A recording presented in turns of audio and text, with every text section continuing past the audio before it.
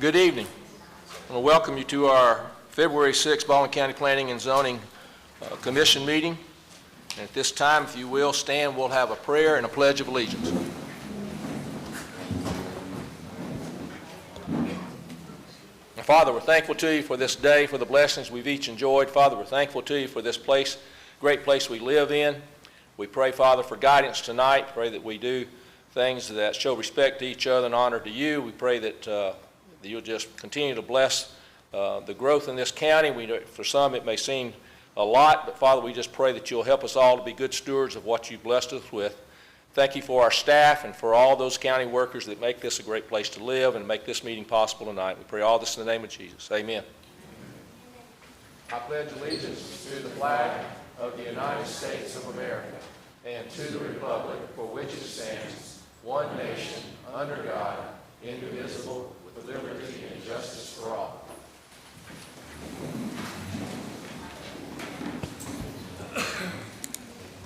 At this time, I'll do the roll call. Brandon Bias. Here. Robert Davis. Here. Scott Schamberger. Michael Mullick. Greg Seibert. Here. Jamie Stratager. Here. Glenn Seal. Diane Burnett. Here. Michael Fletcher. George Waters. Here. And Reed Key. All right, we just barely have a quorum, but we do have a quorum, which is good. So with that, you all have received a copy of the minutes from the work session of our January 9th meeting, along with our regular meeting minutes of the January 9th meeting. If there are no changes to those, I would entertain a motion that both of those be approved. So moved. Mr. Seibert has made the motion to approve. Do I have a second? Mr. Davis has seconded the motion. All in favor say aye. Aye. Any opposed? All right, the minutes are approved. All right, this time our planning director, Mr. Jay Dixon, will come up and give some guidance on our meeting tonight.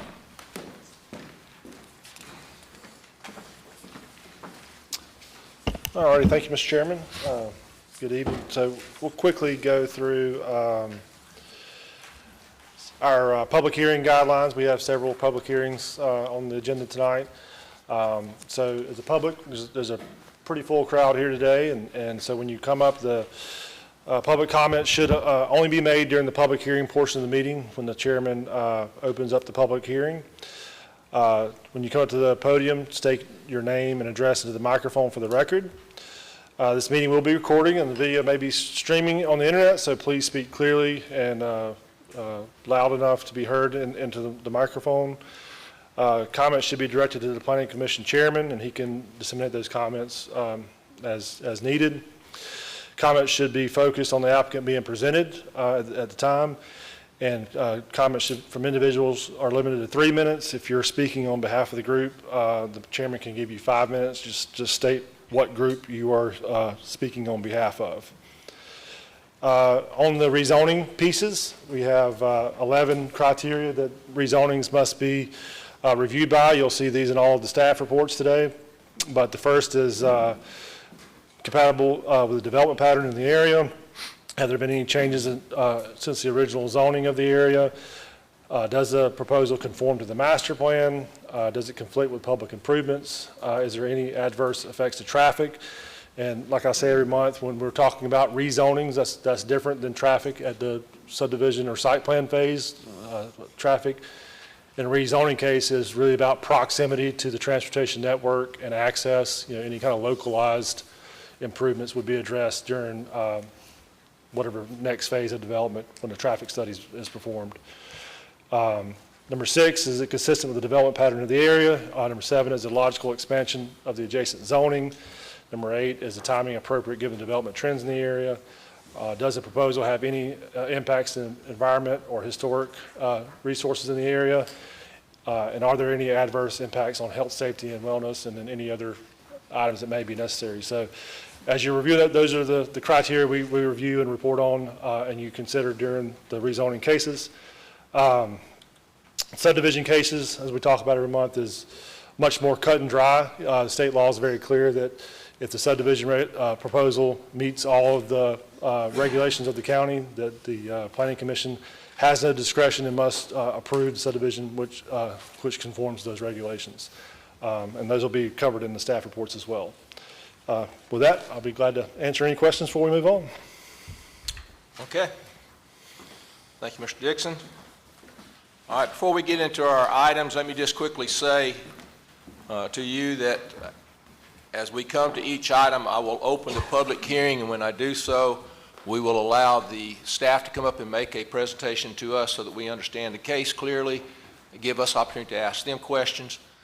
If you have signed up, and I would encourage you to sign up if you want to speak on any item here tonight, please go back out and sign up. It'll show up on our iPad here, and at that time, I will look at those that have signed up and call you up one at a time and give you your 3 minutes to speak.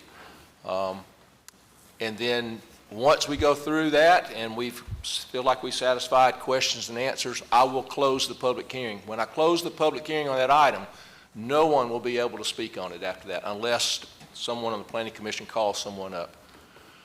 So hopefully that helps with that item. Now, we have started something a few months back that seems to be working pretty well, so we're going to do it again tonight. It's what we call our consent items. We have put, I think, about 6 items on our consent agenda, but before we start, I'm going to put Mr. Strateger on the spot. You didn't get a good opportunity on that first item. Do you want to pull that item or not? Okay, so the first item is going to be pulled off the consent agenda. We'll be talking about it further. All right, so the rest of the items, as I call them out one at a time, I'm going to ask if there's anyone here that has an issue, you're opposed to something on that particular item. If you'll just you won't speak at this time, just raise your hand so that I know, and we're going to pull it off the consent so that you can speak on it later. If no one raised their hands, we're going to leave it on the consent, and we're going to approve these other items in a group. So here they are. The first item is Campbell Road Cell Tower. Is anybody here on that item tonight that's opposed to it, that wanted to speak to it? No one? All right, that item's going to stay on consent. Second item is there's a replat of Lot 1 of Guthrie Estates, 2-lot subdivision. Anybody here opposed to that item? Okay. Next item is, almost skipped it, Briar subdivision. This is a 4-lot subdivision. Anybody here opposed to that item? Got one? All right, we'll pull it off. Clayton subdivision.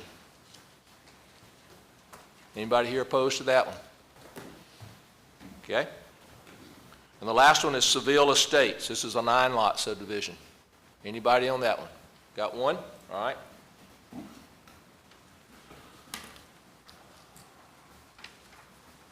All right, so out of our 6, we're pulling 3 off, so let's go ahead and take these 3 and we'll go ahead and deal with those as a group right now.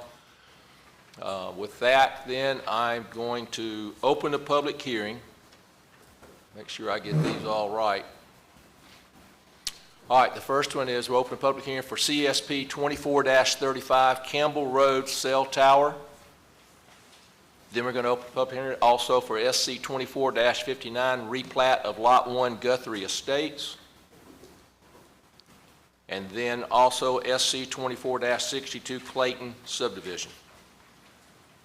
We've already discussed these in work session. Those were all good for us, so I'm going to close the public hearing, and I'll entertain a motion on those items. I'll make a motion we approve the consent agenda items. Okay, Mr. Davis has made a motion that we approve those 3 items. Do I have a second? Second. Mr. Bias is seconding the motion. Anybody have any questions on the motion? All in favor say aye. Aye. Any opposed? All right, those 3 items are approved. Now we'll go back to the first item on our agenda, which is PER 25-01. This is not a public hearing. This is a beach and barn RV park extension. Ms. Booth, I don't know if you want to give us a brief description of what's, I know it's an extension. Yes, sir, I can do that. Give me just a moment here.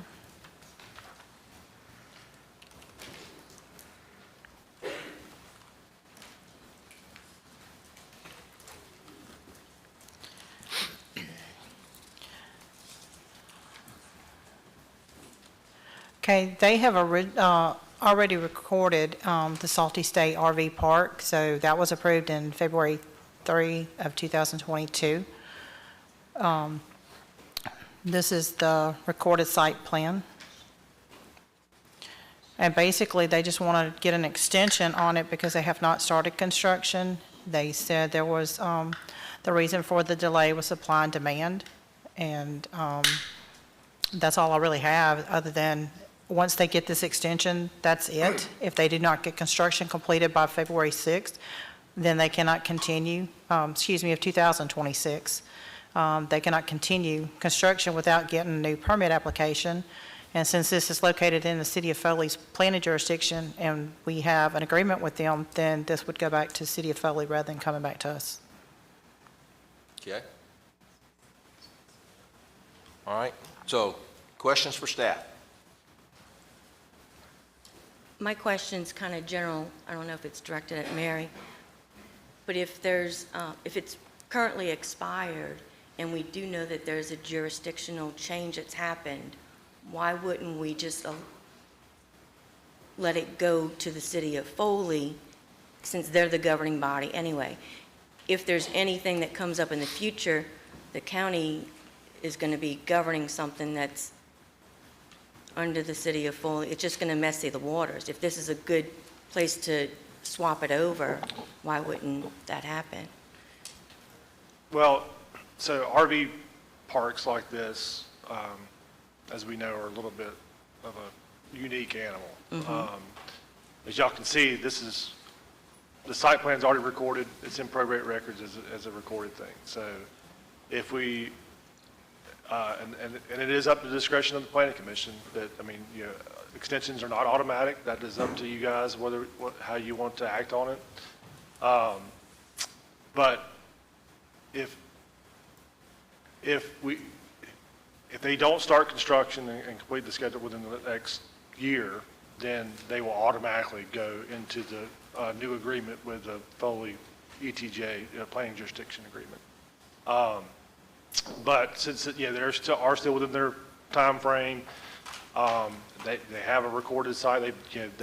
There's a lot of things that have progressed and been recorded to the point where we're comfortable from the staff level of extending it, letting them have their last year and seeing what happens. And then if they can't progress like they're supposed to in the time frame, then they would just have to go to Foley at that point. So it's very similar. You know, there's several of these. We're down to the last few with the new ETJ agreement. So luckily, we won't see too many more of these like this because they've kind of already been built or expired.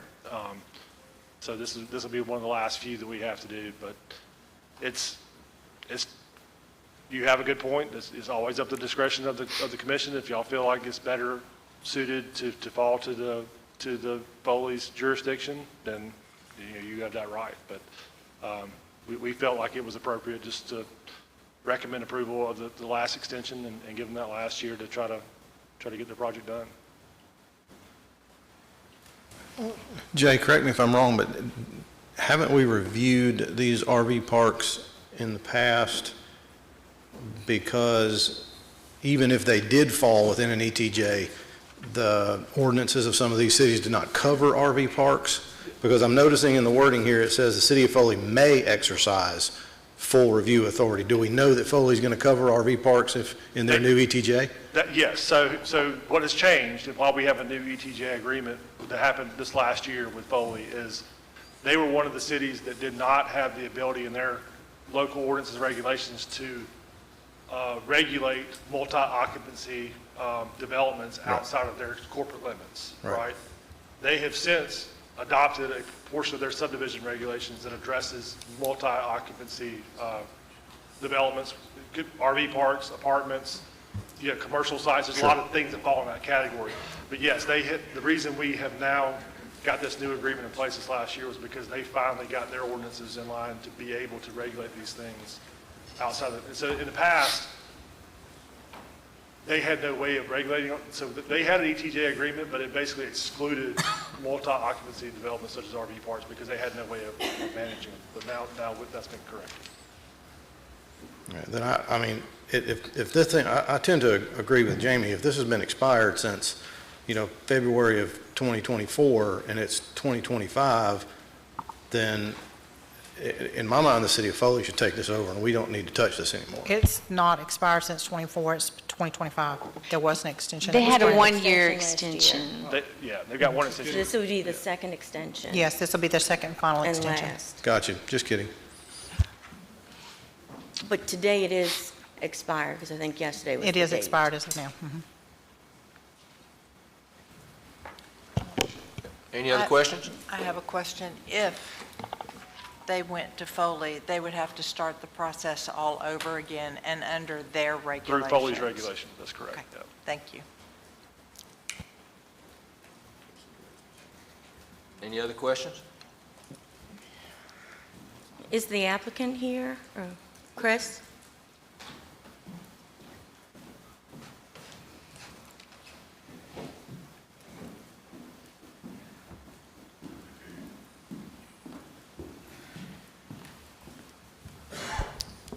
Good evening. Good evening. I'm Chris Lee with Lieb Engineering Company. I'm the applicant on behalf of the owner for this extension of the RV park.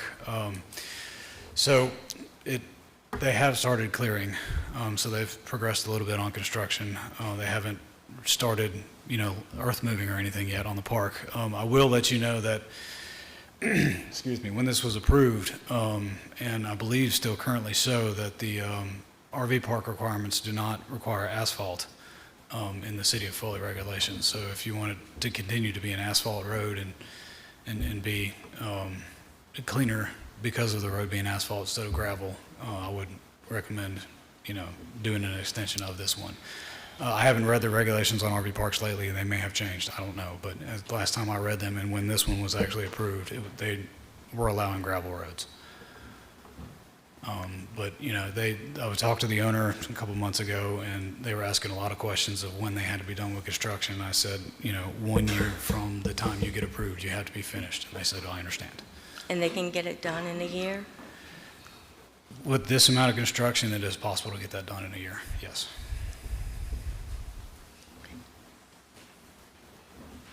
Thank you.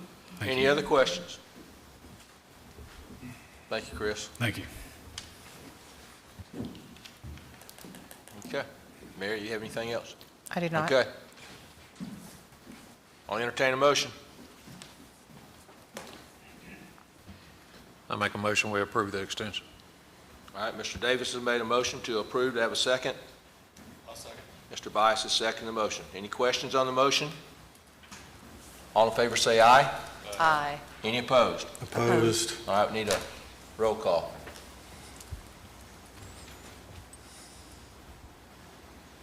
Mr. Bias? Yes. Mr. Davis? Yes. Mr. Seibert? No. Ms. Stratiger? No. Ms. Burnett? Yes. Mr. Waters? Yes. Motion passes. Motion carries. Okay. All right, let's go to our next item. This is case number SC 24-60, Briar subdivision. I'm going to open the public hearing on this item.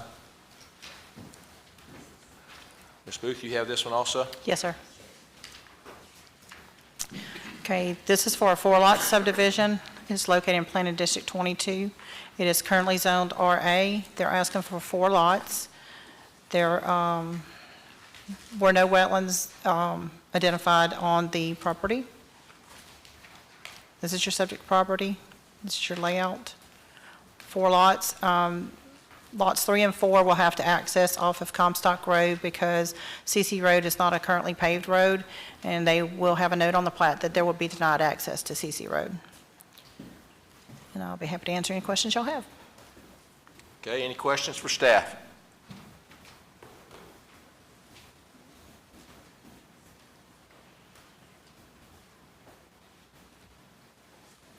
None? Okay. Whoever raised your hand, well, I'm going to ask you to come up and give us your name, and you can ask your question now. And for our staff, is it working now?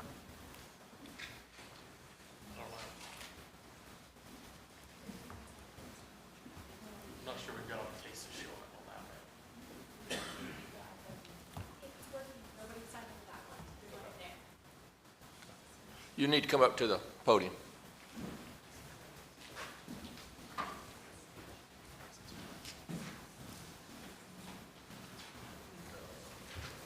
Good evening. Good evening. Give us your name, please, and your address. My name is Craig Terrell. My address is 296, is 29486 Gardner Road. My Okay. property would butt right up to the back side of this. Okay? My questions it says 4 lots, but there's no, it says subdivision, but there's no drawing or anything of how anything's going to be laid out. Is it just going to be, is it going to be an actual subdivision because this other spot right here on CC Road, on the corner of CC Road and Comstock Road is all mobile homes? I want to know, is it going to be an actual developed subdivision, or is it going to be basically a mobile home park?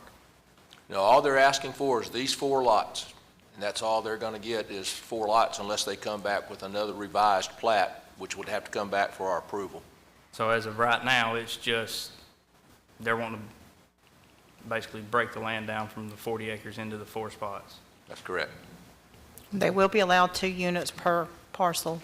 Ma'am? Once it's broken out, then they will be allowed 2 dwellings per lot, so they could have up to 8 units, or 8 dwellings. Okay. So it could be a total of, you said 8 homes? 8 at Yes. this point. That's a regulation throughout our county that you're allowed 2 units per site if your site's based on the size of the property and so forth, but, yeah. All right. Thank you. All right? Was there anybody else on this item that wanted to speak? All right. I'm going to close the public hearing. Anybody in the Planning Commission have any questions on this one? We talked about in the work session. I don't think there were any, but if not, I'll entertain a motion. Mr. Chairman, I'll make a motion to approve, including staff conditions. Mr. Bice has made a motion to approve. Do I have a second? Seconded. All right, Greg Seibert, second the motion. Any questions on the motion? All in favor say aye. Aye. Any opposed? Motion carries. All right. The next item, SPP 24-36, Seville Estates. I'm going to open a public hearing on this item. I'll have to get back in my habit of asking this, but does anybody need to clear any prior communication on this item? Okay? Okay, this is request for, Mitchell? request for a 9-lot subdivision in Planning District 22, and this is in the Lillian area. It's zone RSF2, 9 lots, the smallest with 15,000 square feet. Put in the utility letters, and this shows, let me get the next slide, it's close up with the plat. So you can see the 9 lots, and the reason this is a preliminary plat instead of concurrent is because they have to install 4 common driveways. They do have to put in landscape buffers. Wherever the existing vegetation was preserved, that's the darker green, and where vegetation has to be planted, those are the lighter green areas, and it will have a detention pond due to the number of lots and the size of these smaller ones up by the road. Any questions? Oh, well, let me actually go to I'm going to show you the conditions page just because we clarified a couple of these. So they'll submit a commercial turnout permit to install these driveways. After they're installed and inspected, then they come back and apply for final plat. They'll provide the landscape buffers as stated and the detention pond. And then this last condition was cured this week. We received a revised plat, so that's no longer a condition. Any questions? Okay, any questions for staff? Sean, it's a little difficult to read the site plan. Is there enough, are they providing enough room to get back to the common area, the detention pond, for future maintenance?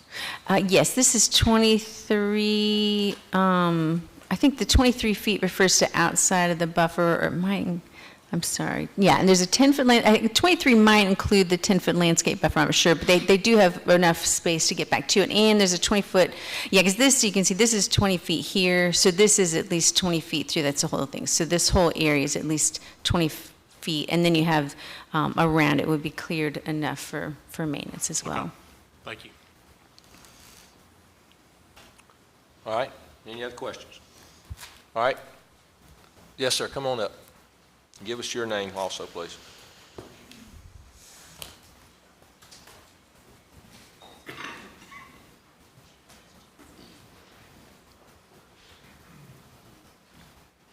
Good evening. Name is Orville Wicker, 33075 Meadow Lane. Thank you, sir.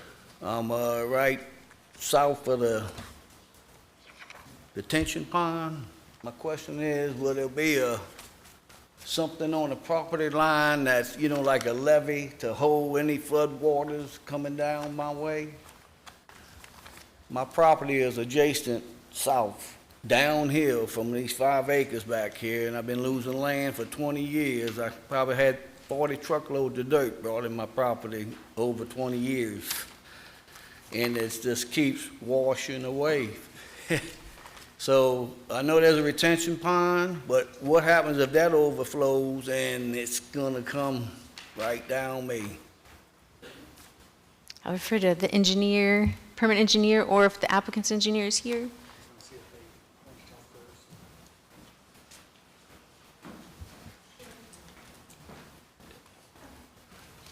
Kathy Barnett with Dewberry. I don't know if you want to take his time now or you want me to No, wait.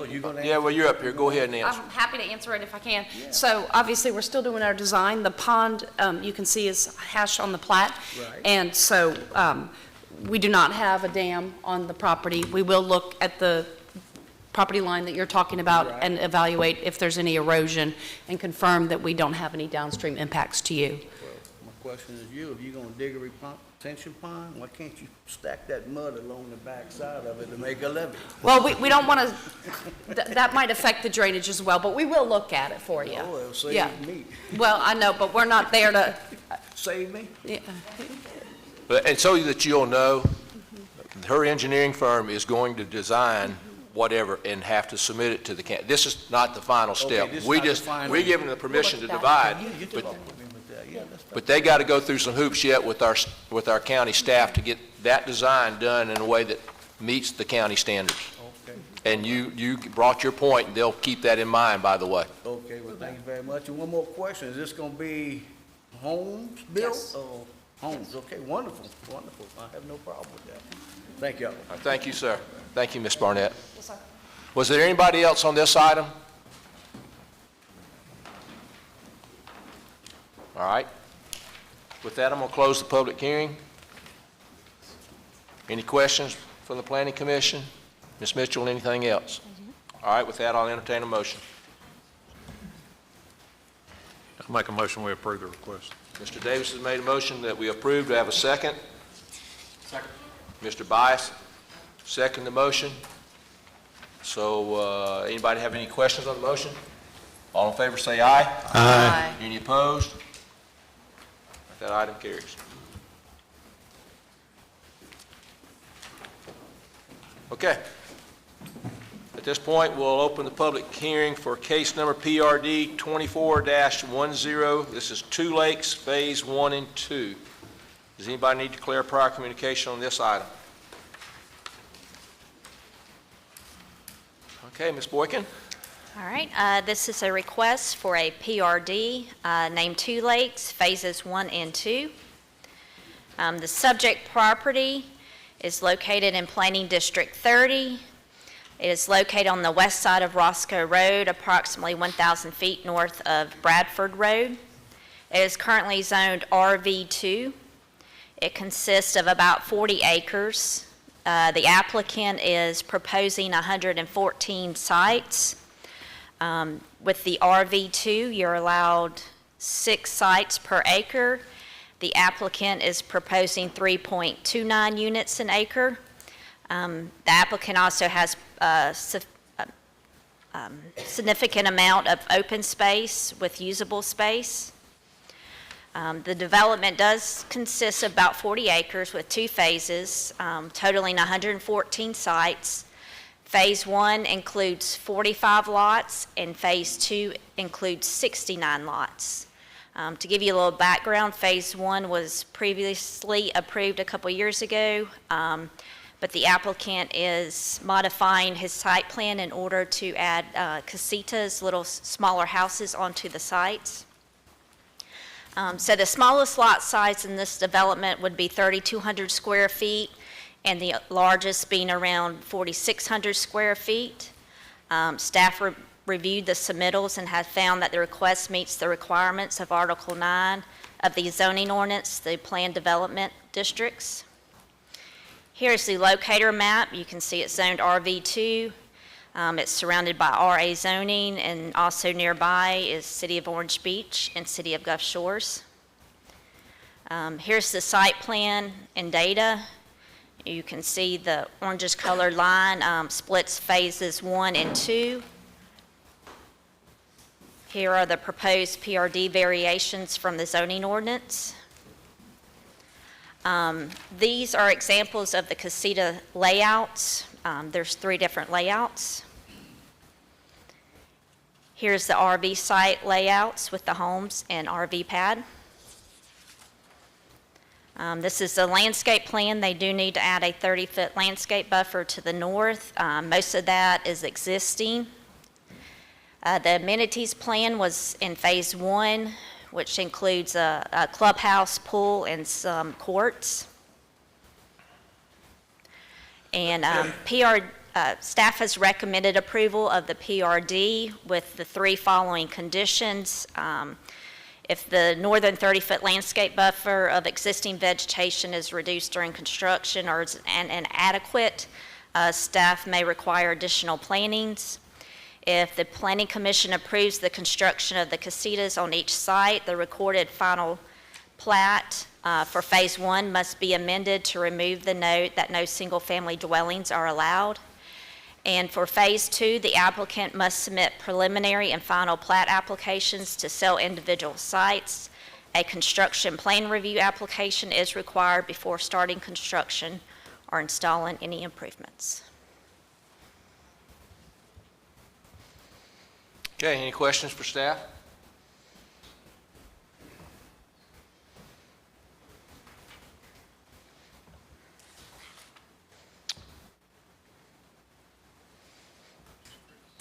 Okay.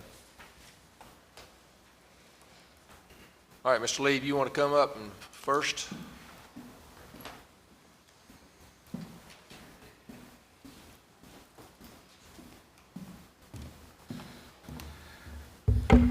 Yes, sir, good evening. I'll be here to answer any questions you have, and, if you want me to go through the, history of what happened, I certainly can as well. So it was approved by Gulf Shores when Gulf Shores still had the ETJ, and Gulf Shores approved the building of the casitas on there. And then it just kind of got lost in translation through when they pulled their ETJ back, and now they don't have an ETJ over it, nor the building department jurisdiction over it. So now, this was the intent and the idea the whole time, but now we're just kind of coming back through and cleaning it up and to allow for, since the Gulf Shores doesn't have control over it anymore, just to bring it back up to, y'all's control and just get approval through you now. The plans haven't changed. The size of the lots are the same. And we were able to build the casitas, but they just couldn't have the 2 out of the 3 different things, like the living, the full bathroom, the kitchenette, and the bedroom. So without this, you could build 2 out of the 3, but so the intent is to be like the 3 other RV parks around here that have the living quarters that can be used in conjunction with the RV, and the RV has to be there to be able to use the casita with it. And there's management quarters on site, and there's going to be somebody there permanently, always there to ensure that these rules are complied with.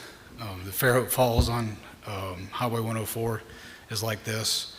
Let's see, what's it called? Bellaterra down on Brinks Willis Road in Foley is like this one. And there's also one in Alberta called Lake Osprey. So, they're very well kept, and it's, I think it's going to be a great project, but I'll be happy to answer any questions that you have. Okay. Yeah, we just had a little confusion over, you really got a residence with a parking spot for an RV, or do you have an RV with a residence? And is it going to be a gated community? I know these type of RV parks are kind of higher end, and that was part of the discussion we had in the workshop. Right, so it's an RV park, is an RV park with the ability to build these cottages. They're not going to be built on every one. Oh, okay. So if each individual owner wants one, they can build one. They don't have to. So it's up to each individual owner of the lot if they want to build it or not. Okay, thanks for the clarification. And it's going to be written in the covenants and everything that you have to have your RV there. You can't just come and stay. And it's up to each individual owner of each lot to build the casita if they wish. Okay, thank you. Ms. Burnett? So there's going to be management on site Yes, at all, 24/7? that's my understanding. Yes, ma'am. Okay. Thank you. Yes, ma'am. Any other questions? On,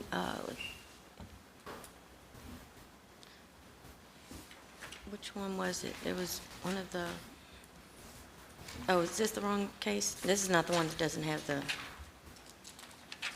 driveway. Sorry, wrong case. Okay. All right, anyone else? All right, thank you, Chris. Thank you. Just make sure I'm reading this right. No one else is here on this particular case? Okay. I'll close the public hearing then. Unless you have any other questions for staff, I'll entertain a motion.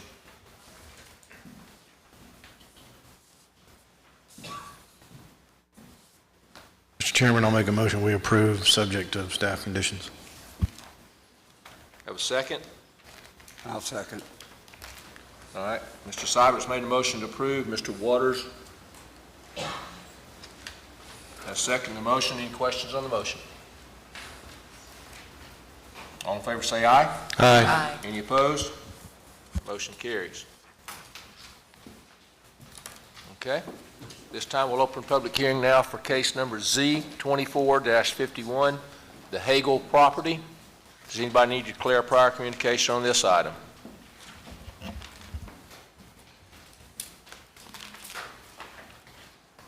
Okay. Mr. Kinsey? All right, so this is Z2451, the Hagel property, and they are requesting to rezone from BCC to RSF1. This property is located in the Planning District 8, which is a newer district. It's southeast of Fairhope on the northeast corner of County Road 13 and 32. And they are requesting this rezoning so that the owner can sell a portion of the lot, which they would not be able to do under the current zoning. And they actually have already got that subdivision with us, and we reviewed it, and y'all approved it on the consent agenda, subject to this also being approved. Here's the subject property, and then the adjacent ones. So the subject property adjacent uses are going to be agricultural and residential with BCZ zonings, RSF3 zonings, and the City of Fairhope. And the rezoning meets most of the factors. So we are recommending approval from BCZ to RSF1. And I can answer any questions. Okay, any questions for staff?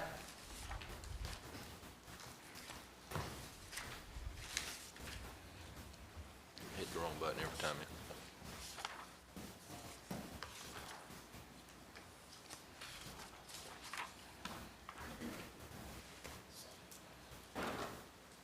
All right, I have no one signed up on this item.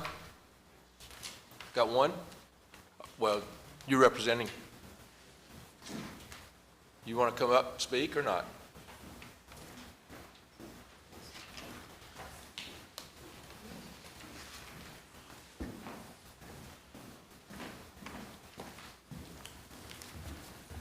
My name is Seth Moore with Moore Surveying, representing the Hagels.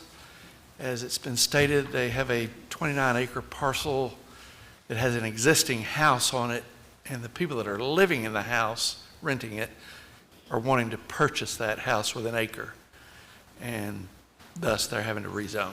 Okay. Anybody have any questions for Mr. Moore? Thank you, sir. Thank you. No one else signed up for this item, correct? All right, I'm going to close the public hearing on this item. Anybody have any other questions? I entertain a motion then. This is, by the way, this is a recommendation to the county commission. I think I failed to mention that on our last item, but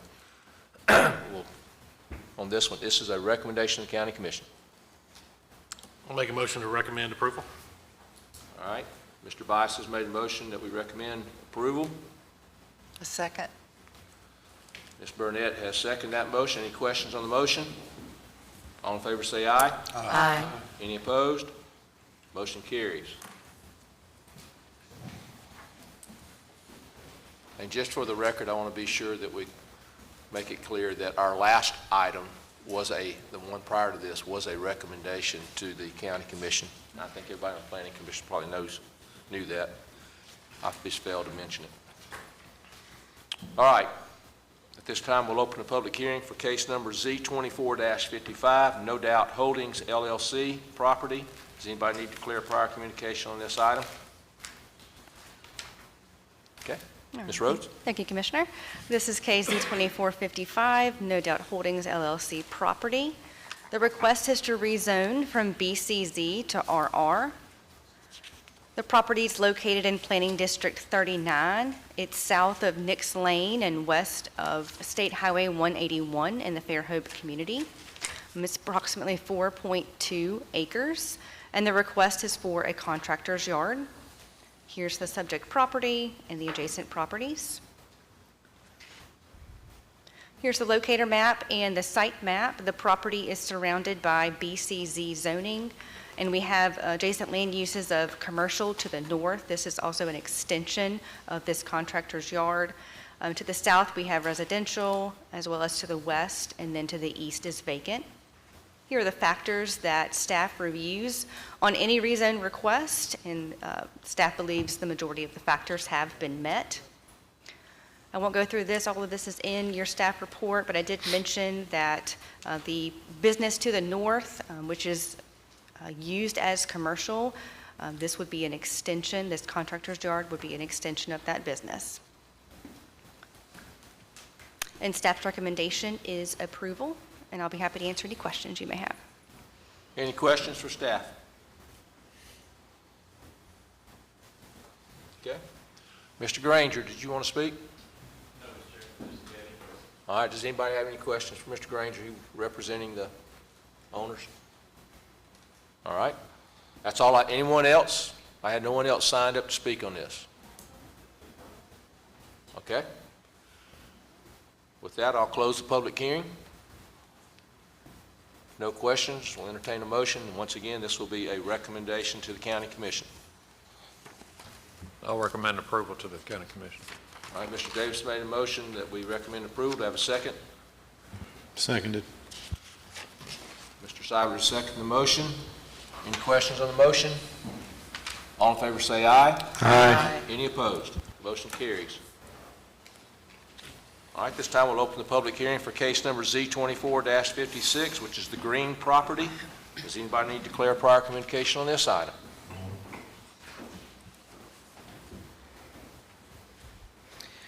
Okay, this is Z2456, the Green property. They're asking to rezone a half acre from RSF1 to RSF2 for a common move of property line. It's located in Planning District 35. The subject property is located on the south side of Keller Road in Planning District 35. The current zoning is RSF1 with a minimum lot area of 30,000 square feet with a minimum lot width of 100 feet. And the proposed zoning, the RSF2 would be 15,000 square feet with a minimum lot width of 80. And the applicant would like to rezone for a common move of property line. And here's the locator map showing the adjacent parcels and the site map. Here's the collage showing the adjacent parcels with the center being the subject property. The factor summary, it meets all of the factors except for the proposed to conform with the master plan. And then again, we're asking to rezone from RSF1 to RSF2, and staff recommends approval unless information to the contrary is revealed at the public hearing. And I'll answer any questions that you may have. Okay, any questions for staff?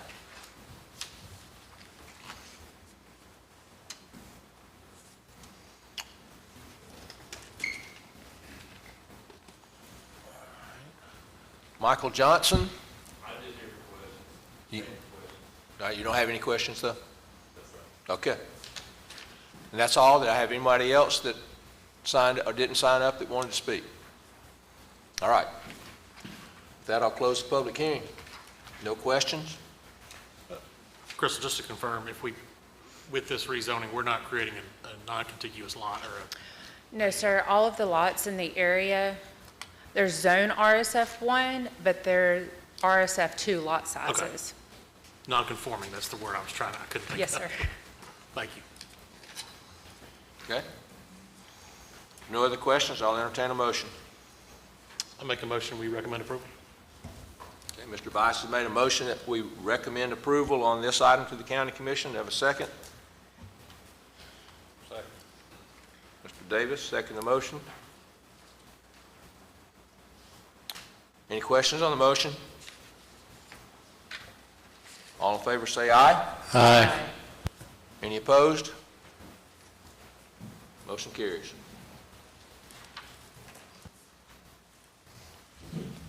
Okay, we'll open the public hearing now for case number Z24-57. This is the Smith properties. Anybody need to declare prior communication on this item?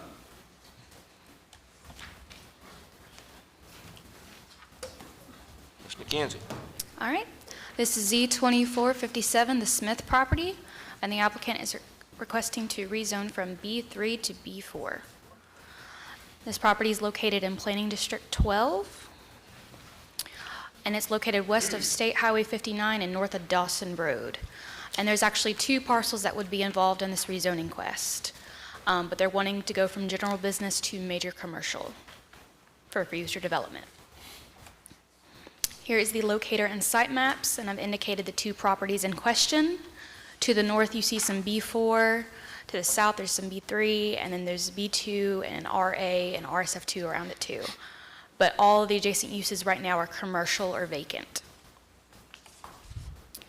And with the factor summary, this does meet majority of the factors we look at when it comes to rezoning request. So therefore, we are recommending approval of the rezoning from B3 to B4. Okay. Any questions for staff?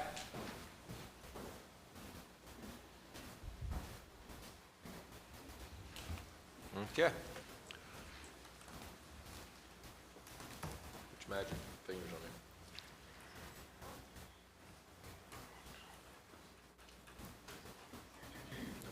there. Had no one signed up on this item, is that correct? Correct. All right. We'll close the public hearing. If there are no questions, we'll entertain a motion. Recommendation to the county commission.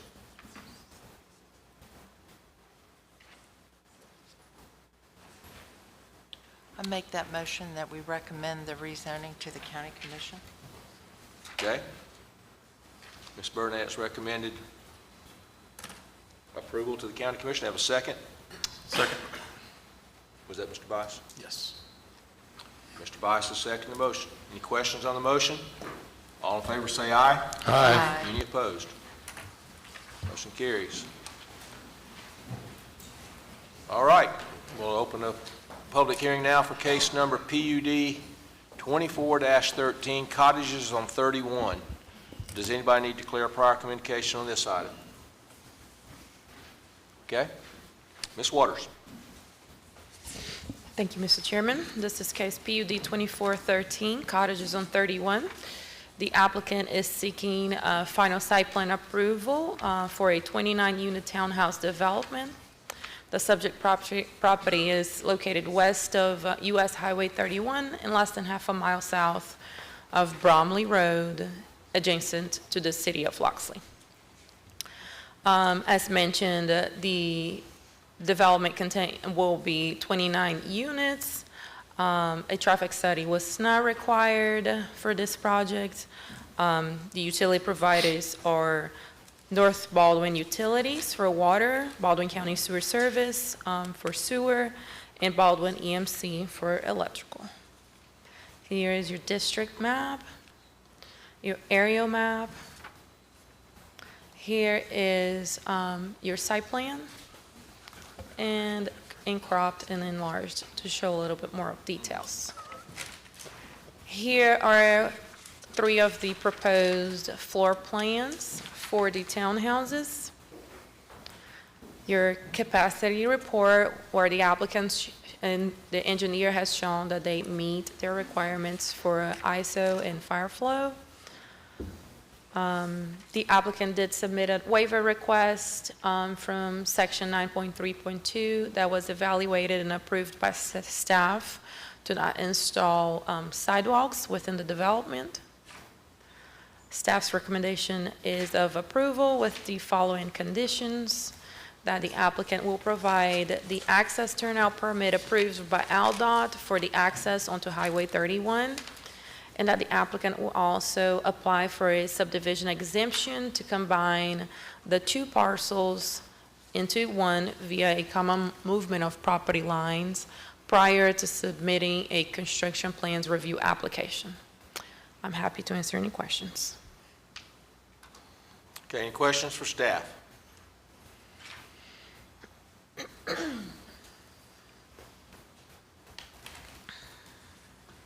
Well, you guys are quiet tonight. All right. Bobby Reese, do you want to speak? Have anything you want to say? You'll have to come up if you're going to actually address us. Okay. All right, does anybody have any questions for Mr. Reese? Thanks, sir.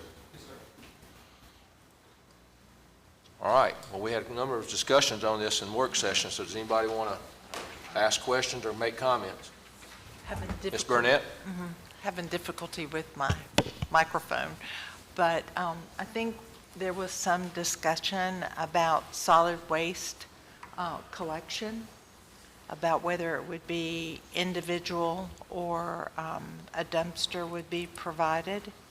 And in our discussion, I believe it was brought up that individual waste collection might be difficult with the types of equipment that the county has. That's pretty much a comment, and whether the developer would entertain a dumpster location and to limit the waste collection to a dumpster. Okay. Any other thoughts on that? Yeah, and I know we talked about it, but looking at it a little bit further, it looks like the structures are going to be 30 foot wide, and he stated there's going to be 10 foot between each structure, so it's basically a 50-foot lot. So I think they're going to be okay, but just may want to think about in case of a disaster of some sort later on, or some kind of conflict with the individual carts, that you have some kind of backup plan, just in case there are some complaints or you run into some issues. So this is unzoned, so we necessarily cannot have any influence over the use of the land, but do we have any purview over the density? Townhouses allow 6 units per acre. And we're below that. Yes. And I know we had a discussion about the definition of a townhouse. What is the definition in the ordinance or in the regulations? I would have to open up the book, the regulations right now. Sorry, Jay, I'm putting you on the spot there. It's okay. I just had it open earlier in the work session. It actually, in unzoned areas, it falls in the same category as apartments and any other multifamily category. Give me 1 second.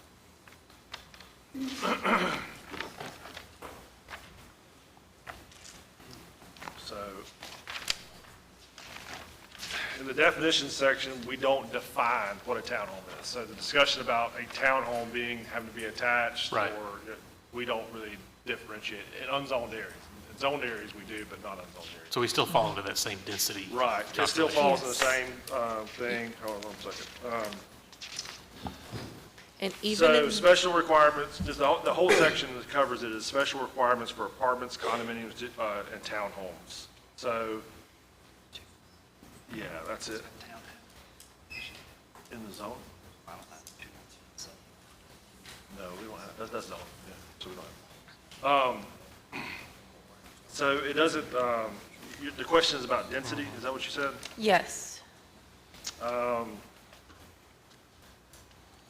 The maximum number of dwelling units shall be 12 units per acre to allow adequate unit size open spacing. So 12 units an acre is what they're allowed. So we do, just like we regulate lot sizes and which controls density in unzoned areas, we do the same with RV parks and townhomes or multifamily in unzoned areas. Again, so the cap density is 12 units per acre. Okay. And I don't know if you can tell on the site data table, they have it at 4.3 units per acre. Yeah. Yes. I just did that calculation on my phone. Yeah, it's one of these cases that I wish we had zoning because it just doesn't feel like the right use in the right place. Knowing 31 pretty well, travel up and down all the time, live not too far away, it just doesn't, it feels too dense for that segment of 31, but we don't have that. It's unzoned, so all we can do is, regulate what comes in, by the use proposed. But you're right, it's just another one, and this area, as you just said, it's an area that's experiencing a lot of growth, and would be great to have zoning, but zoning, as we all know, is a citizen-led process for the county, so we can't go to zoned areas, and citizens have to petition to do that. Yeah, Loxley's putting a lot of effort into that right now, just know what their intended future plans are, so. And just a comment for the public here. This is a planned unit development. At the moment, no simple fee lots are being created. So the developer is going to have this development as unified control. So if they wish to sell these houses individually, they'll have to come back with some sort of like preliminary plat in order to be able to sell the houses. What's the feedback from AlDOT been on the turnout on the 31, if any, just out of curiosity? I would defer to the engineer or the applicant to update y'all on that. We'll have more on that as we get to the construction plan review. Okay, I was just curious. Thanks. So the other thing, just to clarify too, if they were to propose a condominium form of ownership versus a fee simple lot ownership, they would still have to come back and do a PUD to be able to do that. So basically, if it changes any kind of use other than, kind of what you're seeing here, they would have to come back, whether it's a subdivision or a condominium, so. Ms. Burnett? Since it's unified, are they going to have, this is probably a question for the Mr. Reese? developer, if they're going to have management on site? Because I believe so, and we do have documentations for a formation of a HOA and POA. Can you speak up? I'm sorry. Yes, there will be management on the property, and the developer has given us a draft documentation for a POA and HOA to be formed that will manage the site. Okay. That's part of our requirements for PUDs. Okay. Mr. Reese, if you want to come up and address that, you're welcome to.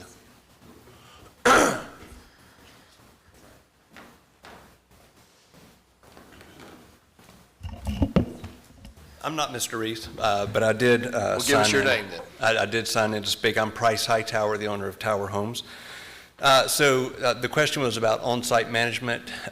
It will be professionally managed through the HOA, but there will not be a designated on-site manager there. For 29 homes, it really doesn't merit having somebody there. We do control our own property management company, so we intend to own these for the long term, manage these for the long term, but there would not be an on-site manager who would be living at the property.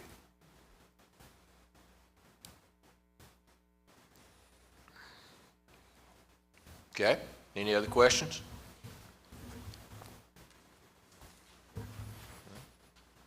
Thank you, sir. Thank you.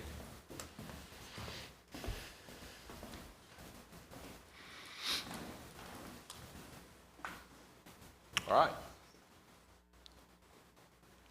I don't know if I closed the public hearing. I think Did I you did, want but I'm- to, Mr. Chairman, sorry, did you want to open up for the public? There are several citizens that have signed up to speak.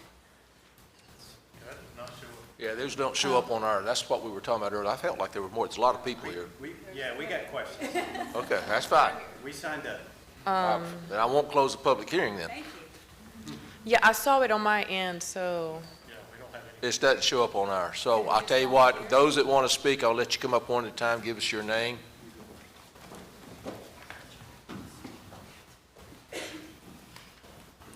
Hi there, we appreciate your time. Sure. My name is Michelle White. I live at 12450 Bromley Road.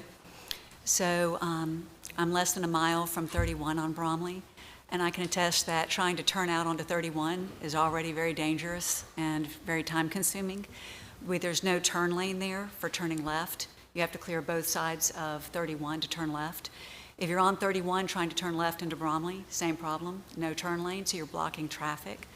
So when you add this 29-unit development just south or west, however you want to look at it, of Bromley Road, it adds a significant traffic impact to that area that will definitely adversely affect traffic for the local community. I'm also a member of the Stapleton Volunteer Fire Department, so I receive the calls for accidents, and I can assure you that Bromley and 31 is a very high-frequency accident area. Just yesterday morning at 7:22 and at 9:50, we had 2 accidents yesterday morning. I figured I'd go ahead and make note of that since I was coming here today to speak to y'all. So adding in 58 potential cars, if you just look at 2 cars per unit, is a huge impact on the traffic in our little community. So that's my concern number one, and you had brought that up for rezoning, is that traffic issues are a thing for rezoning, and I realize this isn't rezoning, but it is a definite local issue for us. Then the other part is whether this makes sense with the local community. If you look at what doesn't show up on any of these slides, the properties that are just behind all those townhomes are 3 acres parcels with 1 home each. And that community is all single residences on acreage in a rural community, lots of livestock. It's rural, and having 29 townhouses packed in on 6 acres right on top of that really doesn't fit in with the local community as well. So those are my concerns, traffic and whether that fits in with the community. Okay? Thank you. Thank you. What was your name again, by the way? Michelle White. Michelle. I won't call on you twice then. All right, Letitia Bird. Oh, you're Evening. already up. Letitia Bird, 34210 Ward Road. My property touches the northwest portion. It's a very small piece that touches the back of my property. I have a couple of concerns. One is the notice that was sent out that I did not receive. My neighbor received and was kind enough to let me know what was going on. States that there are 29 lots, so that's incorrect on the notice for starters, and it's 29 lots. So I'm not sure where the discrepancy is, why it started out as 27 and now it's 29. The other issue is that you are putting, potentially putting 29 houses between a machine shop that is very loud and the venue, which is also very loud. Neither one of those bother me. I love listening to the music on Saturday night when they're having a wedding. But you're going to put 29 townhomes on top of a venue, and now you've got road noise and you've got the venue, and you're going to end up with the same situation you have with Bellicera, where you've got people complaining about noise all the time, living in the county, and all they do is complain about it's too loud. So you've got 2 businesses on either side that are now going to be impacted by 29 townhomes. Where is the detention pond? I don't see one. I guess because it's not considered a subdivision, it's townhomes, there's no detention pond. That property is extremely wet. I know because my property backs up to it. The back of my property is very wet. So where's that water going to run off to? I think it's the It's right detention here in the pond. middle. It says common that area. dotted area. Yes, common area is a The detention same as the area. detention pond. Okay. So it's in the front. And then I realize they're 10 foot apart. My other concern is there going to be a lift station put in close proximity to this? Because where's the closest Baldwin County sewer lift station? This is going to go to the Spanish Fort treatment plant. Malbus, yes. Right here in their utility report, it's going to be treated in Malbus. Okay. So again, traffic is an issue, and also I don't think it conveys with the properties around it. It's, it's impacting our livelihood, and frankly, I mean, the businesses around it are going to be impacted as well. Thank you. Okay, thank you. Michelle White? Oh, I'm sorry. See, I try not to do that. Michael Riley. I also live on Ward Road. Been living there since 2001. I've seen incredible growth along Highway 31. My first question is on the HOA, if it is not going to be individually owned homes, how is that going to work? We'll get you an Yeah, answer. Just Okay. ask the questions to us, and I'll get you an Okay, answer. all right, very good. Secondly, and you might want to reset the timer because I'm going to need it. Second question is, I have a bigger question about growth in general in Baldwin County, and that is impact fees. We don't charge impact fees in this county, is that correct? To developers? Yes or no? Jay, I'll let y'all answer that. We don't, as far as I Okay. know. And why is that? Because in lieu of impact fees, which have a cap, we require the developer to mitigate their traffic impacts at their cost. And if there is an existing project on the books, then they'll have to pay aid to construction towards that project. Okay, so all this construction that's occurred on Highway 31 from Spanish Fort to 59, you're telling me all these developers have paid for the highway project between here and That's a there? state highway. We do not have any jurisdiction over that road. That will be the Department of Transportation for the state of Alabama. So they will be the ones that would authorize any improvements on that roadway, not the county. I can only speak to what we do on county roads. Okay. Well, I apologize for not knowing the difference between a state and a county road, but nonetheless, traffic has increased dramatically. And sir, you said that you live in that area, so if you've lived there for any period of time, you have seen it as well. And I can't tell you how many times I hear sirens from my house, and it's all coming from Highway 31. And so we're building another subdivision, and it doesn't seem as though there's any grand plan for Baldwin County, which is one of the largest, if not the fastest growing counties in the country. So I want to go on record that not just this development, which I'm opposed to it because of the impact which my neighbors have already mentioned, but at some point, you guys need to start looking at this holistically about the wonderful county that I came to back in the mid-90s. It's being ruined. And if you care about this county and your kids and your grandkids and they want to enjoy it, let's start thinking about what can we do about smart growth. There's a difference between growth and smart growth. I know business. I don't know county. I don't know tax. I know how to run a business. And this is not smart business. Thank you, sir. Yes, sir. Kathy Connick? Okay. Did I miss? I would like some type of response to our questions, please. Okay, yes, right, you did ask a question. One of you guys want to come up and answer that for us? I'm gonna let you answer it. I can probably answer the questions on the rezone, on the unzoned versus rezoned, because there are a few of those. So for the lady, the citizen that mentioned the Belisara situation, this case here, the difference is the Belisara project is zoned. This is an unzoned property, so the Planning Commission does not have the discretion to look at and ask themselves, is this compatible with the community? Is this a appropriate land use for this parcel? They just don't have the discretion to do that in unzoned areas. The traffic, our regulations don't require traffic studies unless they're proposing 50 units or lots or more. And this did not trigger it. Now that doesn't go to say that when they work with the ALDOT staff that they may say, we would like a traffic study. But that will be up to ALDOT to ask that from the developer. Can we have the contact information for ALDOT? Who is the person, because I don't know if Peterson's still there, and I know Nick Hunter's no longer there. I can give you my contact information after the meeting is over, and I can forward you the contact that we have currently that's reviewing these permits for access. And why are these Hey, wait a not minute, considered wait a minute. when these decisions? Sir, I'm gonna are have to being ask you made? I'm gonna have to ask you to stop for a moment. You just can't start talking. You either have to come to the podium when we ask you to, but you can't just speak up.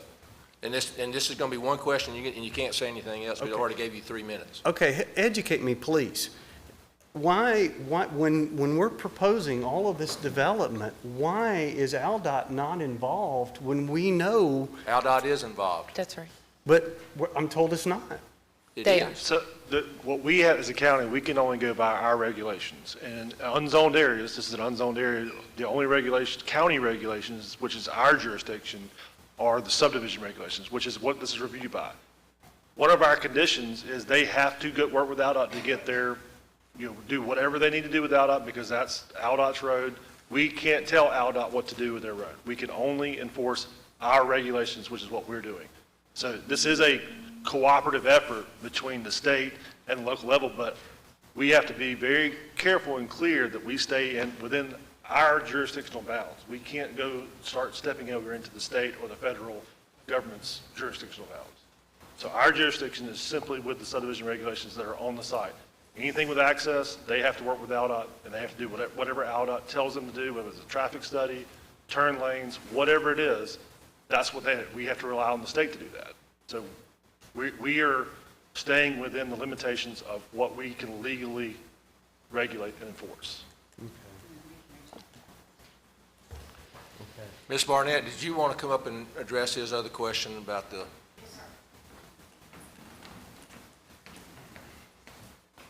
Dr. Barnett, Dewberry, I know you've heard from the developers, but I've written down a lot of the questions, so I was going to try to touch on some of them as well. Thank you. To start with Ms. Barnett's question about solid waste, it is the Tower Homes is new to Baldwin County. They do a lot of work in Birmingham area, and they have a number of these kind of master planned, single unified ownership communities that they manage, and they like to use the phrase elevated living. Now, that doesn't always give people comfort, but it's usually a higher end community where, the yards are managed, the irrigation, the landscaping, all of that is done by the management company. So these units they're not mowing their grass. They're not the ones maintaining their property.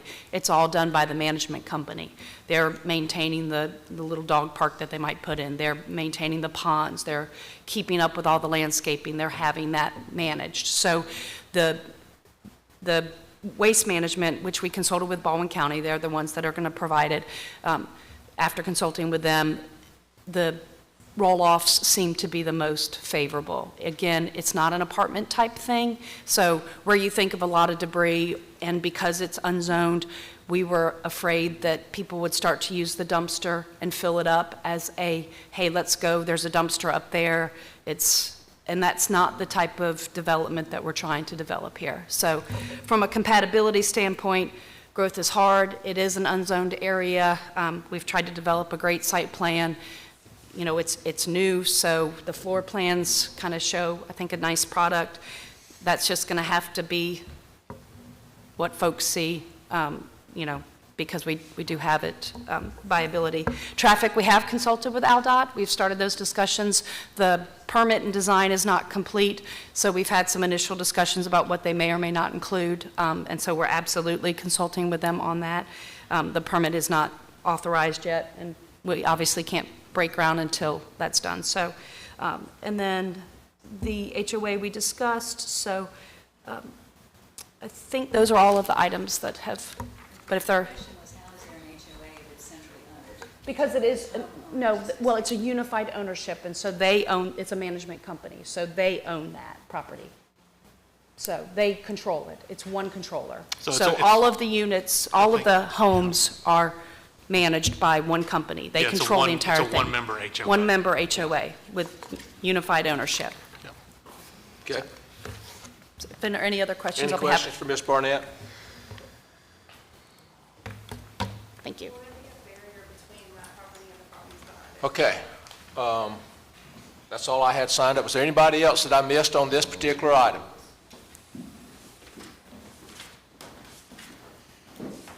right. Now we'll close the public hearing. Yeah, I want to reiterate the point. That's kind of the line of questionings I asked earlier about density and use and all that. This being unzoned, it's just out of our ability to even value that in the decision we make. And that's why when we have these cases that come through in the unzoned parts of the county, I always advocate to the citizens of that district to look into zoning, reach out to staff, talk about what that looks like, how that could have influenced this process, and how that may help manage future decisions. You know, you mentioned the kind of growth versus smart growth component. We do have a county master plan, but a lot of it is not applicable here because it's not zoned. And so that's why we had that whole group of zoning cases earlier, and we weigh those cases against the recommendations of the master plan. And it's just kind of out of our hands in this case. Can I ask a question about that as far as the zoning is concerned? No, ma'am. I just closed the public hearing, I'm sorry. All right. Do you have anything else? All right, anybody else have any comments? So Ms. Waters, just to be clear, we have to address this as a subdivision? Yes. Thank you. Ms. Waters, do you have anything else to add? No, sir, I do not.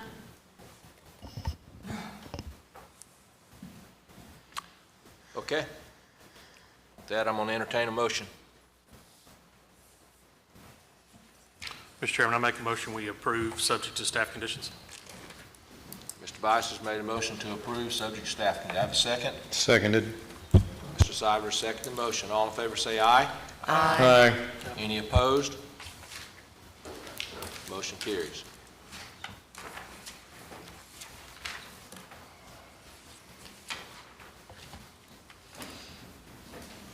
All right, I'm going to let you. I guess I can open the public hearing anyway. You having fun? Yeah. All right.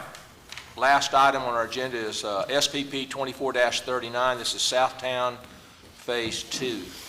And because I have connections to this project, I'm going to recuse myself, and Mr. Bias is going to act as our chair on this particular item. All right, and before, you did open the public hearing, correct, Steve? Yeah. And before we begin with the case, I want to ask if there's been any prior communication on this case. All right, Fabi? All right, thank you. This is our last case in the agenda, case SPP 2439, Southtown Phase 2. The applicant is seeking preliminary plat approval for a 193-lot subdivision. This is located in Planning District 18. Subject property is south of County Road 48 and west of State Highway 59. The proposed uses for single-family homes. As I mentioned, 193 lots are proposed. The utility providers for water, electrical, and sewer are being provided by the city of Robertsdale, and Brightspeed is the broadband provider. A little bit on the property history here. Southtown Phase 1 was approved by the city of Robertsdale Planning Commission in May of 2006. Let me move this here. A traffic study was required with the submittal, and it was reviewed by the permit engineer and accepted, as well as the drainage narrative and calculations. Wetlands were present on the subject property, and the applicant did provide us a wetland delineation with the appropriate buffers. The development does meet the fire flow test with the results of 1,124 GPM. The fire department was notified, but there was no response, or no response provided to staff. Here is your aerial map. Here is the proposed preliminary plat. A little bit enlarged and cropped for better view. There is a stretch of right-of-way dedication on the east side of the property that will be proposed to kind of align with County Road 65. Here are your utility letters and your ISO reports. Here with the highlighted in yellow is the utility letter from City of Robertsdale, confirming that they have ability and capacity to provide service to this development. Here is your traffic studies as well as communication with the ALDOT permit manager, where he confirms that no improvements are warranted at the intersection of County Road 48 and 59 at this moment. Staff's recommendation is of approval with the following conditions. The jurisdictional wetlands shown on Lot 88 shall be set aside in a common area and removed from Lot 88. After discussion with the applicant, he did say that the wetlands are out of the lot, but he is going to provide me an updated plat where kind of separates the lines for a better visual, because as is, it kind of looks like the wetlands are inside Lot 88. The applicant shall provide staff verification from Alabama Power Company that they do not object this development, since they do have an easement that runs east and west of the property. They need to revise the E911 address and letter to include Hillman Ways as is shown on the plat, and correct Hale Drive as is shown on the plat to read Hale Road, or correct the letter. And show the lot width at the front building setbacks for all the lots that are less than 60 feet at the street, for the lots that are around the cul-de-sac. And I'm happy to answer any questions. All right, any questions for staff? With that, we will call up the applicant. Austin Lutz, are you here? Anything you want to come say? No, if you have any questions for me, Okay. All right, we have a few that are signed up. The first is Lisa Mitchell. You want to come down front?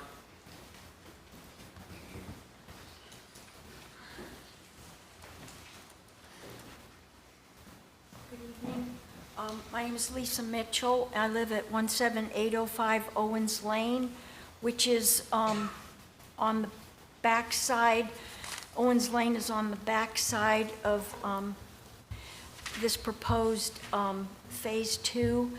And I really appreciated the people that came before me in their concerns, because the concerns of myself, my family, and the people that I've spoken to since I saw the letter that was sent to my son-in-law, whose property butts up against this.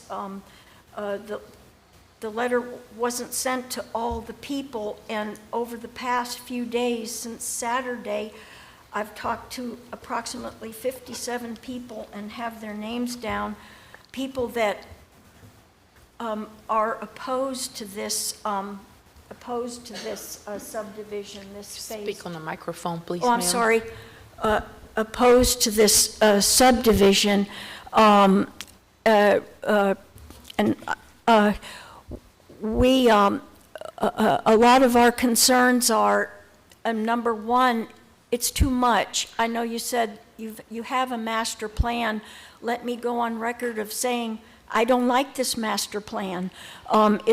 Too many developments are going in. We have the ridge of Robertsdale that's like catty corner to Southtown, and traffic is already not good. And the ridge, I think, has 90, but anyway, we're not talking about that. But so just quality of life. This is an area that's beautiful, it's peaceful. 193 homes is to my thinking not smart, it's not wise, it's a little crazy. So many things. Already when drainage comes across my son-in-law's property, and it's very bad from that area, and there's no houses there. There's just it doesn't make any sense. I guess that's the bottom line. I would like to submit the petition that I carried around. Most of the people had no idea, no idea, and they didn't get letters, but they'll be affected by it. The traffic is going to be out the wazoo, and, sorry, but I'm sure I've left out a lot of pertinent stuff, but thank you for listening, and if you would like to see the petition, I'd be happy to You can provide it to staff. I'm for us. sorry? You can provide it to staff. Brenda over here will take it, ma'am. Oh, okay, thank you very much. All right, the next person signed up, Mike and Cindy Caldwell.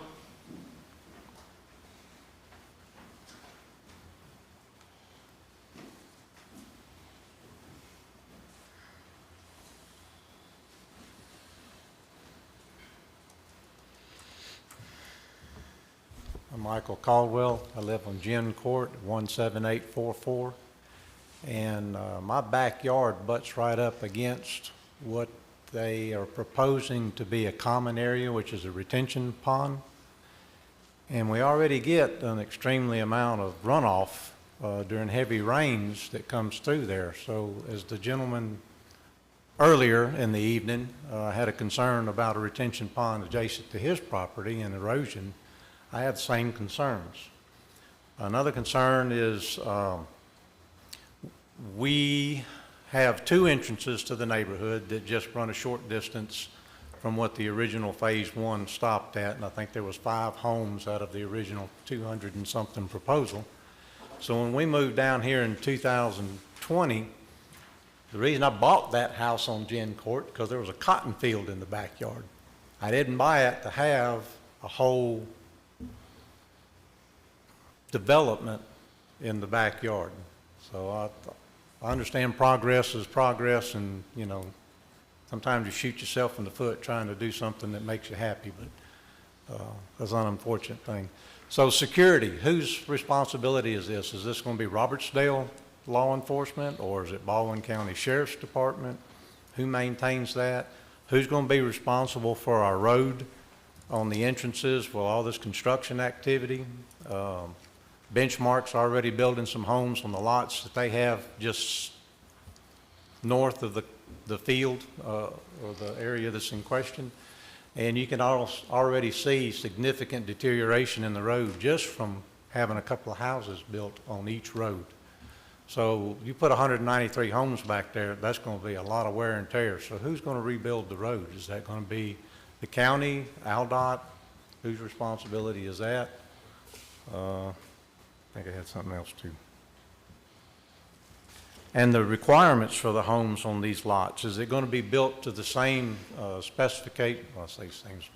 restrictions that phase one was built under, or a minimum 2,000 square feet, the setbacks and all of that? I mean, is it going to be like patio homes where they just stick them in there and they're 1,000 square foot homes? What's the plan for that? I hadn't seen anything on that. I think I can address a couple of these questions and may need staff's help on this. Regarding covenants you may have in your neighborhood, that's not this board's purview. Whether the neighborhood has a standard in place that's outside of what we can control, they are allowed to build whatever our regulations say. And this is being unzoned, I don't think we have anything set square footage wise, do we? No, we actually, statutorily from the state, we don't have any way of controlling the type, size, or anything of single-family structures. So if it's a single family, it's single family. Now, if there's restrictive covenants, that's a private matter with the homeowner association, and that would be something you need to look at your homeowner. Every single house plan to be submitted for approval. That's a private matter between the property owners and the homeowner association. Now, they will have to comply with county building codes, regulations. yeah. Yes. Regarding road maintenance, they will be county roads. County roads, yes, sir. Yep. I don't know if the current roads have been adopted by the county. They have? Okay. The ones in front, the ones that were built in the previous subdivision. Right. The ones that they would have to go through to access County Road 48, those are currently county-maintained roads, and any damage or impacts to those roads by the construction of this development would have to be repaired at the contractor or developer's expense. And I think the last question I had written down was law enforcement. This will be within the county's jurisdiction, so it'll be the sheriff's department. The Sheriff's Department. Okay. Now, what about the retention basin that's going to be sitting in my backyard? That'll be permitted and monitored, well, it'll go through the design process with the county engineer, and the county engineers will sign off on that. So all the construction design happens after this step, where they have to come through and meet our design and construction standards when it comes to roadway design, stormwater design, all that stuff, which we check all that. And what our requirements for this are, the post-development runoff can't exceed the pre-development runoff. So That's right. our requirements don't allow that runoff in that area that you're talking about to increase from pre-development rates. Okay. And the last thing on my list is, adjacent to the backside of my property, I have a 30-foot easement that comes from Southtown Phase 1? Drive West. I hardly ever use that road. Anyway, it gives me a deeded access to some additional property that was purchased to the original home property that has my shop on it. So it's kind of like landlocked, so there's a deeded access on the backside on a 30-foot. So I need to know what my rights are for that road, to protect that road for my access when all this construction starts. I'm sorry, If so that what makes road sense. are you referring to? It's a deeded access that comes into the backside off to Gin Court for my shop. So which lot is yours? 17844. I'm not sure. Let's see, where's Gin Court? Gym Court's right here, where the mouse is. Okay. So you're back here because you said you abut the common area? Yes. Oh, that's it right there where all the, Right here. well, I'm trying to raise your pointer up a little bit more. Mm-hmm. Oh, no, down, right up a little bit, where all the writing is. So right here. Down, yes, Gotcha. that's fine. So coming in off of Southtown Drive West, there's a 30-foot access road to that property on the back. That's outside of the boundary of this Yes. proposed subdivision. So whatever's there is still there. This proposal Well, I was doesn't. gonna say, they've been out, they've surveyed it. Right. They've got stakes and markers and stuff on it, so. Yeah, they're probably just surveying the area, So this is but that's outside the boundary. construction. They will not be using No, any this of is that outside of. access. Well, we can't say that without looking at what your access easement says, Yeah. but that's really a private civil matter. If someone's impeding on your easement, then you need to hire an attorney. But we don't know exactly where your easement is, so we can't say what's what. But if that's a private easement right that you possess, Yes. then you ought to go see your attorney to make sure it's not being impeded on. So they're gonna build houses in my backyard, and I gotta pay to have somebody tell them they can't use. No, sir. Your easement might not be affected by this at all. What I'm telling you is we don't know one way or the other. We'd have to look at your easement, survey it out, and see if it's in this development or not. But at the end of the day, yes, it's the person who owns the easement has the duty to defend it if they care to. That's all I have. Thank you. Thank you. Next person signed up is Jane Martin.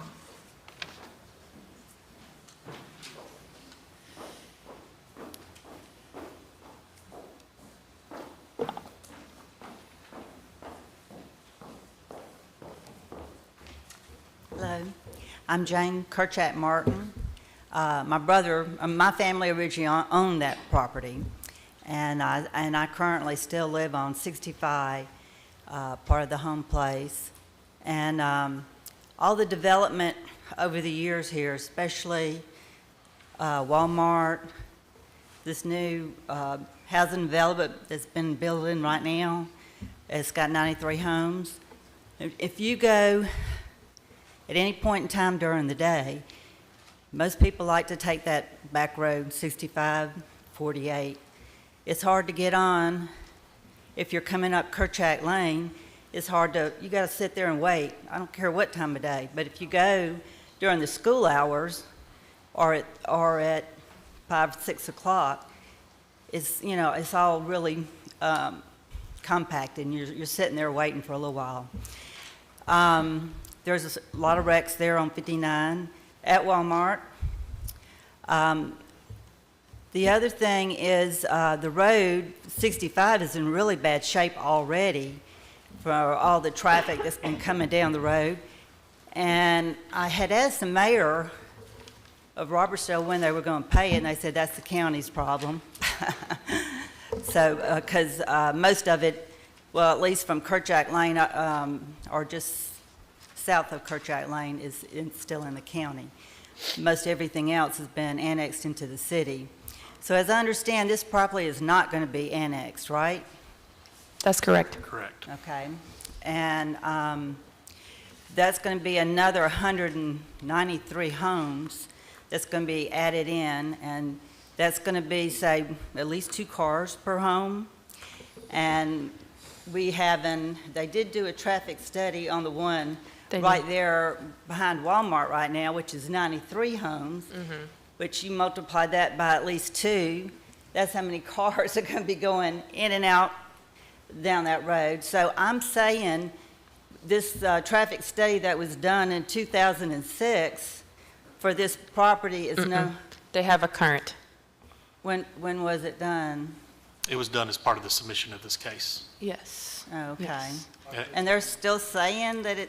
October 24th, and we also reached out to ALDOT to ask, because we have had inquiries of the intersection of 59 and 48, and we have verification from ALDOT that no improvements are warranted at this time. Well, that's not the only 2 intersections. It's also Kerchak Lane and 104 that, you know, there's a lot of traffic there.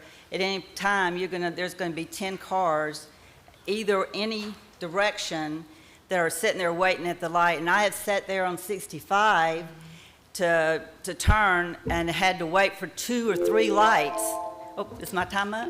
Yes, ma'am. One other thing, plus the high school's close by. There's Walmart and the high school, which adds a lot of traffic for people going back and forth. And that's my main concern, is the safety of the people that's living there already. And there's going to be more development, as I understand, in the near future. Thank you. Next is Nikki Whitaker, signed up.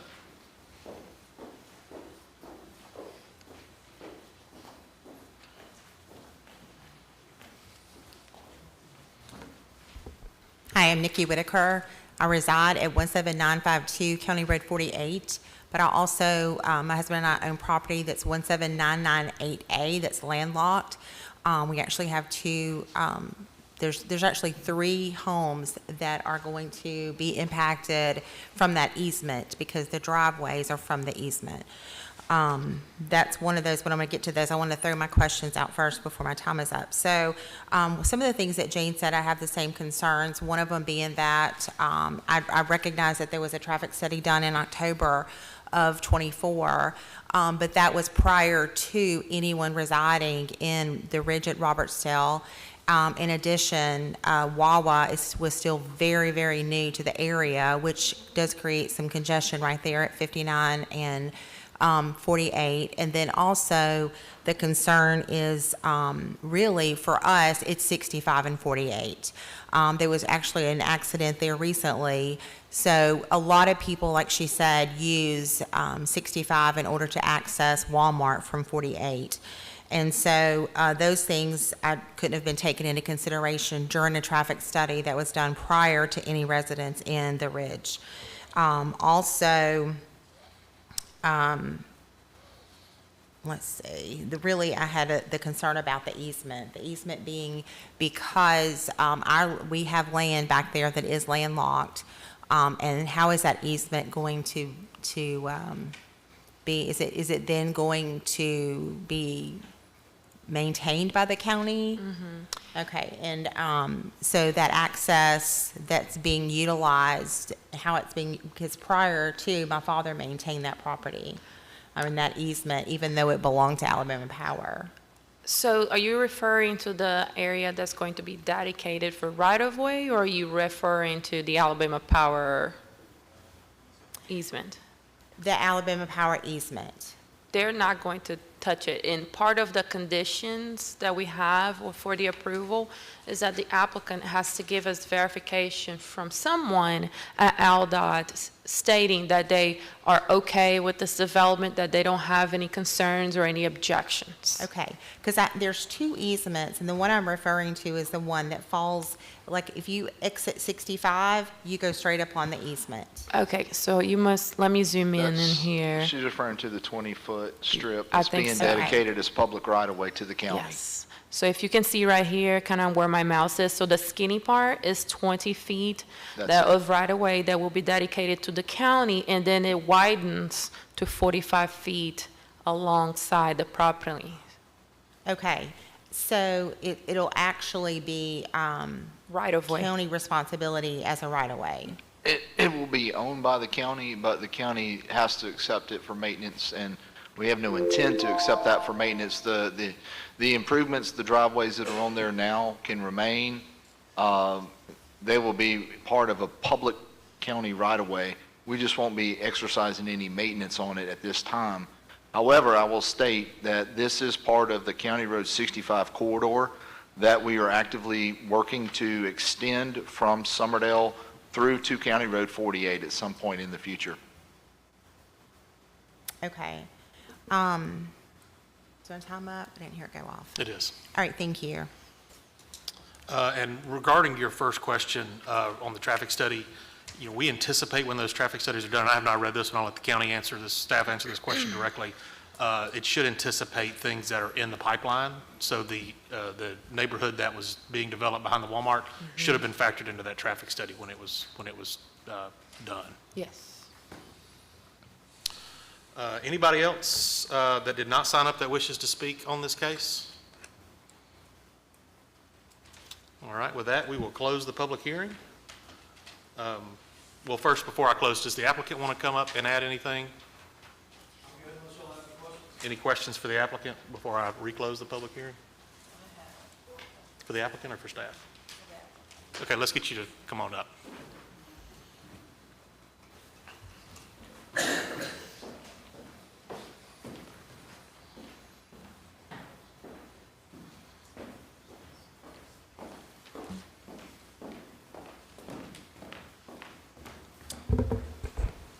Good afternoon. I'm Austin Lutz with Engineering Design Group. I'd be happy to answer any question you have. It was brought to our attention by another planning commission member who called into our work session that there was a liner put in one of these. Common Area 8. I think that's what he said, Common Area 8. Right, and I just wanted you to be aware of it, because if it's part of drainage, and you're not aware of it, probably won't work. Yeah, no, thank you very much for letting me know. Okay. Anything else?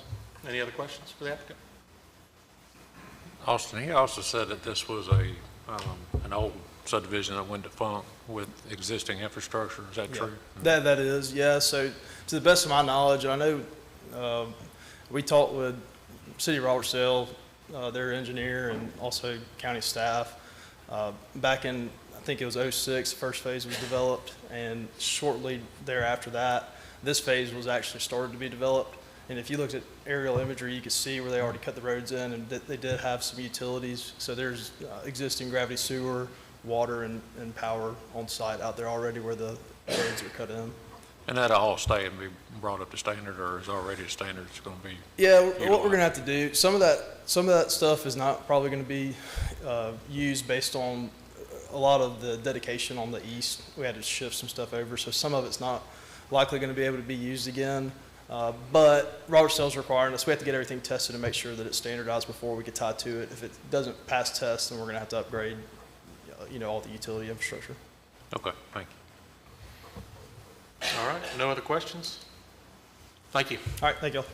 With that, I will close the public hearing. Any questions for staff? I have one. Go ahead. The conditions that are part of the that staff has put on this application, are they to be satisfied prior to preliminary plat being approved? Well, you would be voting to approve the preliminary plat today, but these conditions will have to be met before its construction plans review is applied for. So prior to construction? Yes. Thank you. Fabi, anything else you want to add? Nope, I'm good. Thank you. Any other questions? We can entertain a motion if anybody's ready.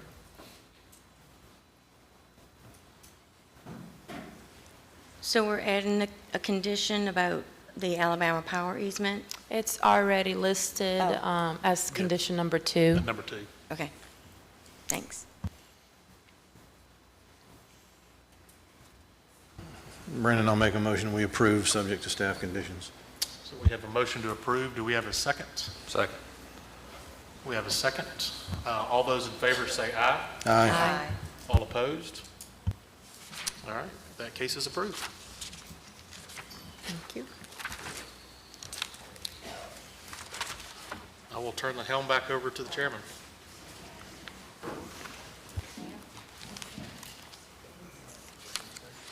Okay, that's the last of our items for tonight's meeting, except for a few closing things. I don't have anyone signed up for public comments. Staff reports.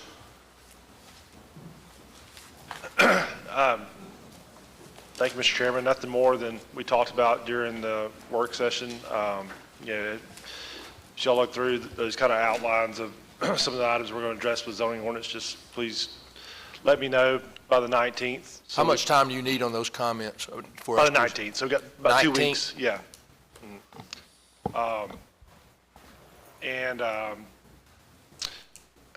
As I mentioned, I'll just say it again, we have been formally asked by the county commission to start working on updates to the master plan because of a lot of the things we hear every month. So I would ask, Mr. Chairman, if y'all want to assemble kind of a steering committee from the planning commission. I think that's a pretty effective way of doing it instead of occupying the entire planning commission's time to work through this. But get a steering committee together to work with us.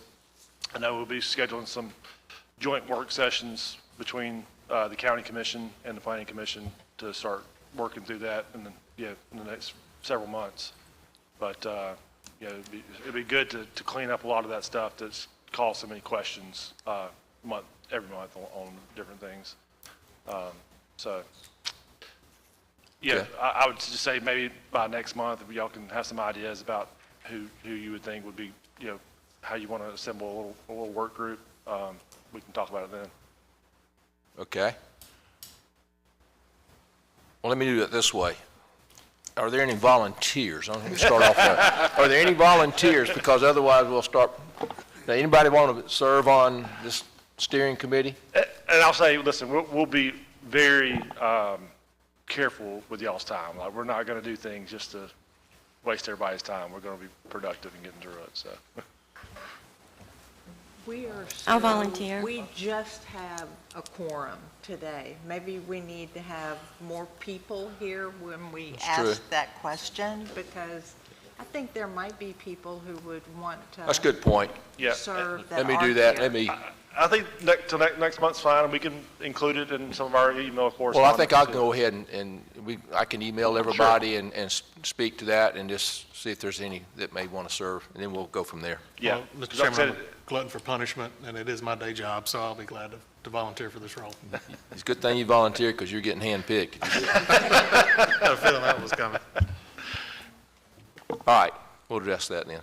Back to these, how much, is county commissioners abreast of this? Are these recommendations you're making to them, or are they on board with this? Yeah, it's been a lot of collaborative effort between us and county commission, just trying to understand. The biggest, y'all can see all the detail in the PRD. And I'm sorry, I'm not talking on the microphone. The PRDs, y'all see them every month. They've caused such a I don't want to say a problem, but kind of a problem, like understanding what a PRD really should be. And that, you know, that's a big heavy lift in what we're doing. As far as some of the procedural stuff, you know, there's a lot of different things going on, as I know some of you are aware, that's really kind of influencing how efficient we need to run through things. So yeah, to answer your question, yes, the county commission is abreast of all this, and we're kind of got a good direction on where we're going and what we're trying to achieve. Okay. Okay, go ahead. I have but just so I can sleep tonight, a question for Mr. Hicks regarding parliamentary. With Steve recusing himself, did we have a quorum for the last case? Because there's only 6 of us. Yeah, he didn't leave the building, leave the meeting. He just stepped over there and didn't vote. But so a majority of the quorum still voted in favor. Okay, thank you. I checked on that before I Okay, pulled that off, and so. If he'd walked out of the building, it would be a different analysis, but he just took a little walk around in the corner there. All right, anything else from staff? Mark? Just a very quick update. Several months back, we had a request for us to reevaluate some of the road classifications because of the limits of the construction setbacks from roadways.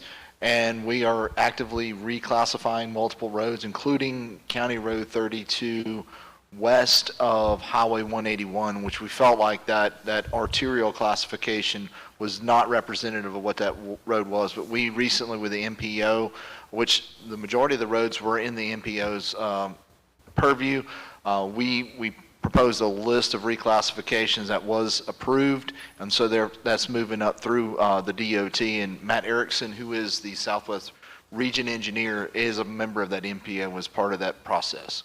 Okay. Thanks, sir. Anything else? Legal counsel? Mr. Hicks, I know you're stepping in as you say the team. That's no better than that, but all right. Our next meeting's March the 6th. Anybody have anything for we adjourn? All right, we're adjourned.